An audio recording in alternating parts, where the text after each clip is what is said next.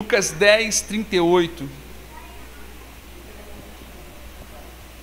Terminando o capítulo 10 e avançando para o final do livro de Lucas, diz assim: caminhando Jesus e os seus discípulos chegaram a um povoado onde certa mulher chamada Marta o recebeu na sua casa. Maria, a sua irmã, ficou sentada aos pés do Senhor, ouvindo o que ele dizia. Marta, porém, estava ocupada com muito serviço. Então, aproximando-se dele, perguntou: Senhor, não te importas que minha irmã tenha me deixado sozinha? Estou no 40. Marta, porém, estava ocupada com muito serviço. Então, aproximando-se dele, perguntou: Senhor, não te importas que minha irmã tenha me deixado sozinha com o serviço?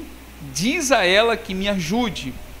O Senhor respondeu: Marta, Marta, você está preocupada e inquieta com muitas coisas, contudo, apenas uma é necessária. Maria escolheu a boa parte, e esta não lhe será tirada. Amém. Ó Pai, em nome de Jesus, nos ajuda, meu Pai, nesse momento, e nos abençoa mais uma vez na ministração da Tua Palavra, Pai. Usa a minha vida, fala conosco, seja conosco. Eu oro a Ti em nome de Jesus. Em nome de Jesus te agradeço. Amém. Antes de nós aplicarmos o texto, como introdução, algumas considerações sobre essa família. O texto mostra muita intimidade e muito amor de Jesus com essa família. Nós temos a menção desta família lá em João, no capítulo 11, quando as irmãs chamam Jesus porque Lázaro ficou doente, muito doente, e chegou até a falecer e foi ressuscitado pelo Senhor. Mas não temos a revelação de como que Jesus encontrou essa família, como que foi o primeiro contato. Quem sabe se encontraram numa festa. Jesus, ele participava da festa, participou do casamento. A verdade é que havia muita intimidade e muito amor de Jesus para com esta família. Pela descrição, parece que Marta era a irmã mais velha e os outros dois eram os caçulas, né? E que eles moravam na casa de Marta. Parece também, segundo a especulação de alguns comentaristas, né, que Marta, ou ela era casada, e será casada provavelmente com Simão, né, lá de João capítulo 12, ou ela era uma mulher viúva, né? E mais um detalhe é que a Marta, se eu não estou enganado, em grego significa, esse nome significa senhora, e significa queria, se eu não me engano, essa expressão em grego para o nome Marta. E o interessante é que a mesma palavra, o mesmo nome usada por João, lembra quando estudamos a epístola de João, que João escreve na sua segunda carta: a senhora eleita, a senhora, a queria, a Marta. Então, muitos entendem e acreditam, isso é uma especulação, que Marta, João vai escrever para Marta futuramente, porque futuramente vai se estabelecer uma igreja na casa dela, né? Mas isso tudo são apenas especulações, porque a palavra não traz os detalhes. Mas a verdade é que Jesus está entre os seus amigos, Jesus está entre os seus discípulos. E diz aqui então: caminhando Jesus e os seus discípulos chegaram a um povoado, onde certa mulher chamada Marta o recebeu em sua casa. Maria, sua irmã, ficou sentada aos pés do Senhor, ouvindo o que ele dizia.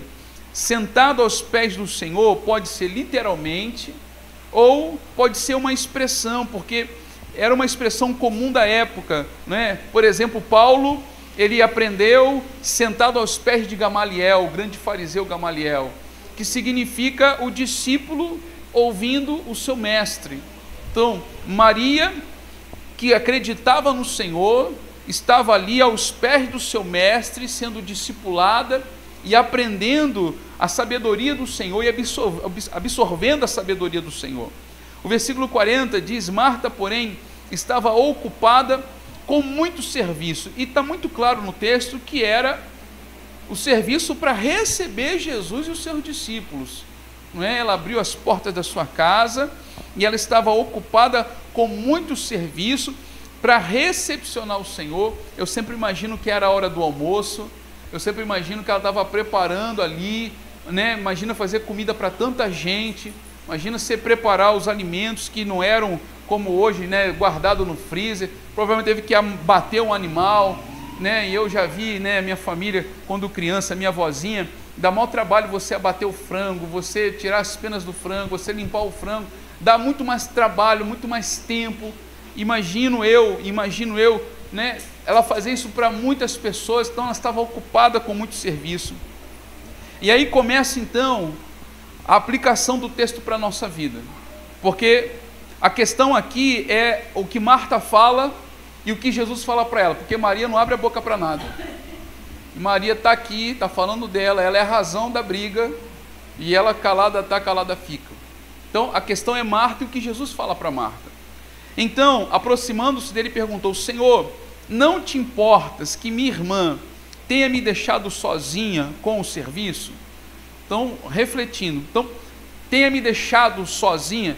Então, a princípio, Maria estava envolvida também no trabalho da recepção. Ela me deixou sozinha. Então, Maria e Marta estavam trabalhando na cozinha, preparando, se era de fato o almoço, preparando a comida para recepcionar o Senhor Jesus.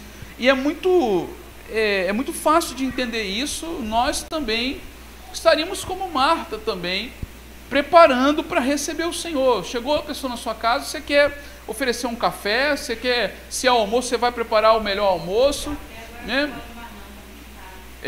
Não, mas para Jesus podia, né? Para Jesus podia. Então, é muito fácil de entender. Maria estava envolvida, mas em algum momento Maria parou o que estava fazendo e ficou sentada aos pés de Jesus, ouvindo o que ele estava falando.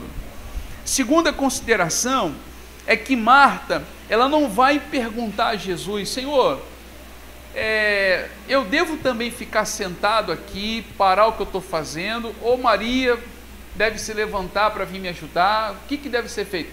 Marta está convicta de que ela estava certa e de que Maria estava errada. Marta, ela diz: Senhor, não te importas que minha irmã tenha me deixado sozinho, diga a ela. É como que uma mãe falando para uma pessoa em voz alta, mas ela está falando para a pessoa, né? Fala para o meu marido aí, que não sei do que, e o cara está aqui escutando. Não tem essas brigas assim? Então ela está falando para Jesus, mas está falando para Maria. Ela está convicta de que ela está certa. Presta atenção nesse detalhe, porque já aplicando a nossa vida e já olhando para esse texto aqui, aplicando para a igreja, irmãos, nem sempre entender o que agrada a Deus é algo fácil. Nem sempre entender qual é a vontade de Deus para a nossa vida é algo fácil. É preciso intimidade, é preciso oração, é preciso discernir sempre a vontade de Deus para nós. Porque trabalhar para o Senhor é uma ordem. Fazer a obra de Deus é algo que o Senhor nos comissionou a fazer. O Senhor ordenou aos pastores que apacentem o rebanho dele.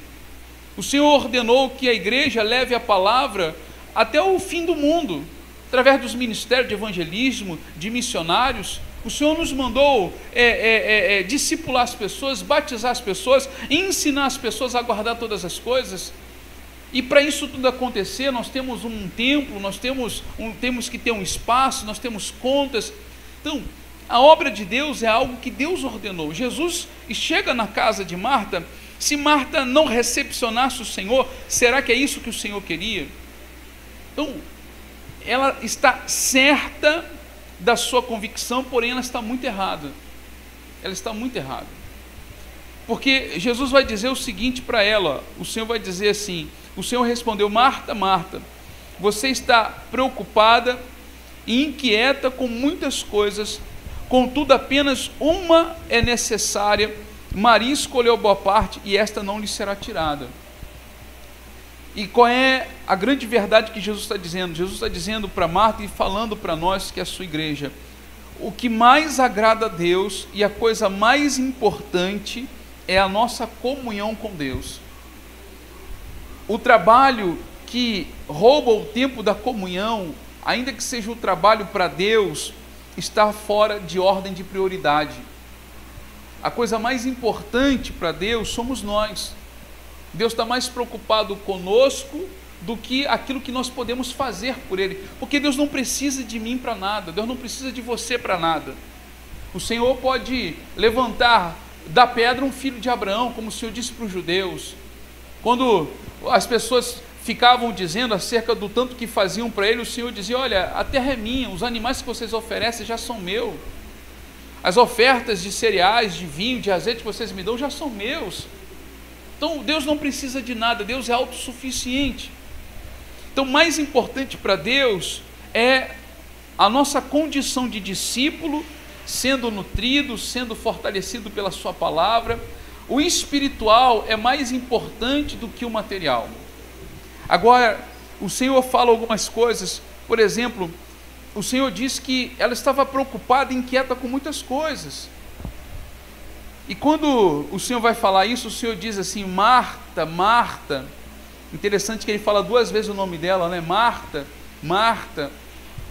E toda vez que o Senhor falou dessa maneira, o Senhor falou para pessoas que estavam convictas, que estavam certas, mas estavam completamente erradas.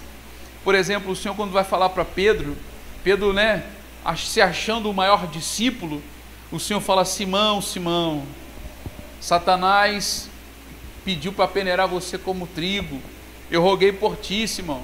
Você, quando te converter, você fortalece teus irmãos. O Simão: não, ainda que todos te abandonem, eu jamais te abandonarei.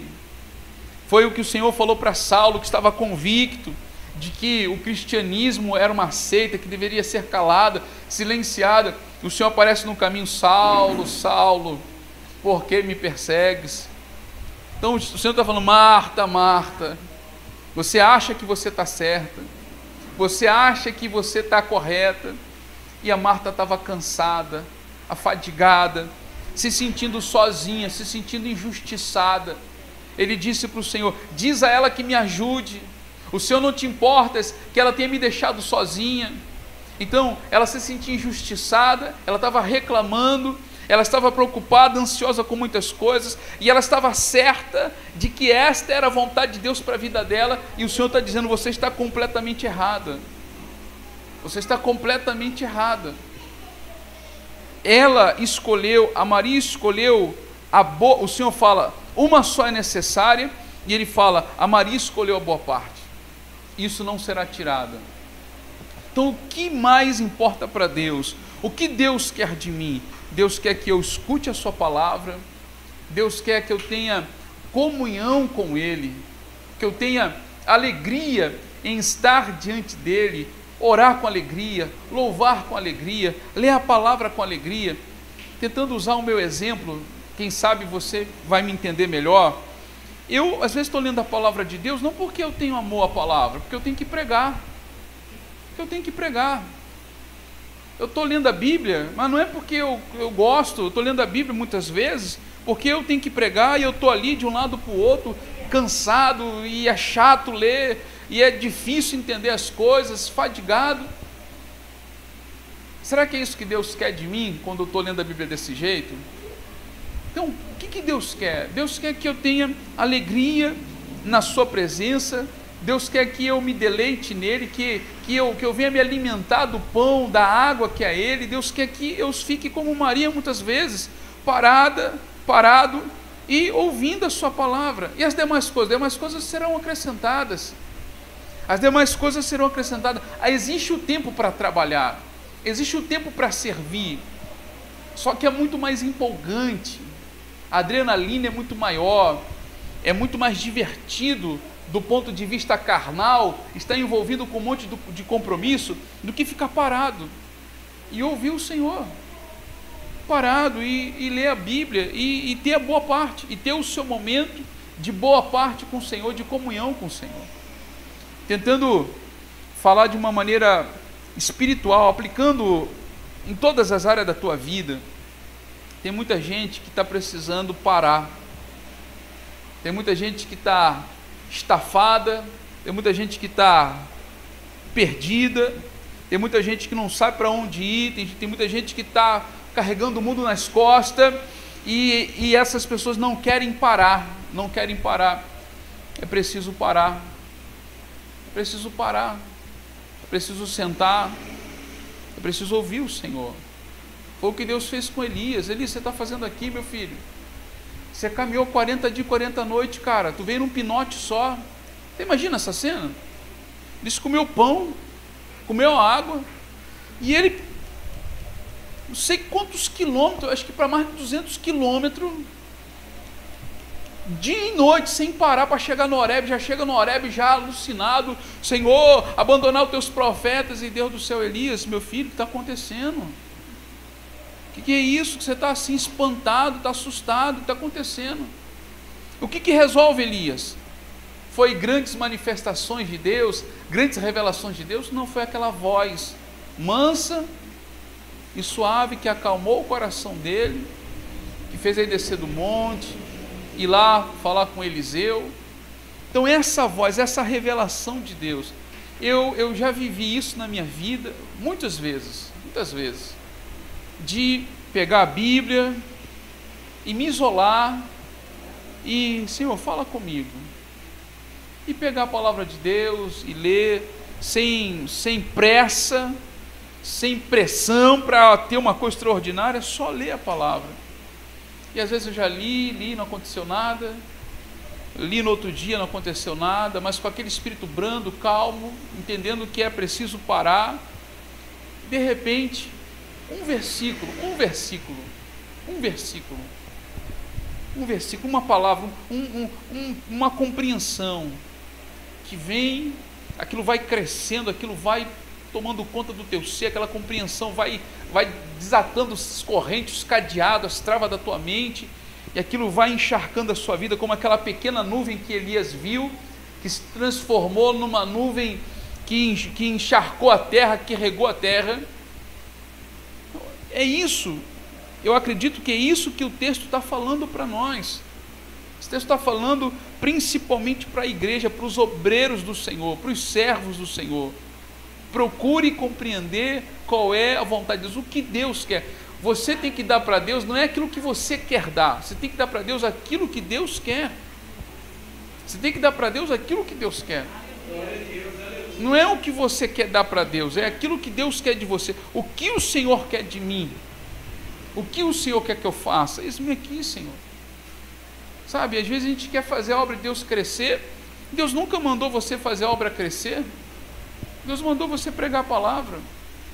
Deus nunca mandou Elias resolver o problema monárquico de Israel. Deus nunca mandou Elias resolver o problema de idolatria em Israel. Deus, ele é profeta, ele é para entregar o recado de Deus. Olha, ouviu, recebeu, obrigado, e para casa cantando louvor, fiz a obra do Senhor, servi a Ele. A gente tem essa tendência, sabe, de ficar querendo fazer para Deus mais do que Ele quer, querendo ser para Deus mais do que Ele pediu para ser. Isso gera frustração, cansaço, fadiga, sentimento de injustiça, sentimento de abandono, sentimento de você estar sozinho. O Senhor vai dizer mais uma vez para Marta, eu vou ler o 42, contudo apenas uma coisa é necessária. É uma coisa só que Deus quer de você, Marta. A Maria escolheu a boa parte, esta não lhe será tirada. Qual é a melhor coisa em ser cristão? É fazer a obra de Deus? Não. Qual é a melhor coisa de ser cristão? É poder ouvir a voz do Senhor, ser apacentado por Ele, cuidado por Ele, amado por Ele, é estar em comunhão com Ele. Amém? Espero ter te ajudado nessa noite. Deus abençoe tua vida. Vamos ficar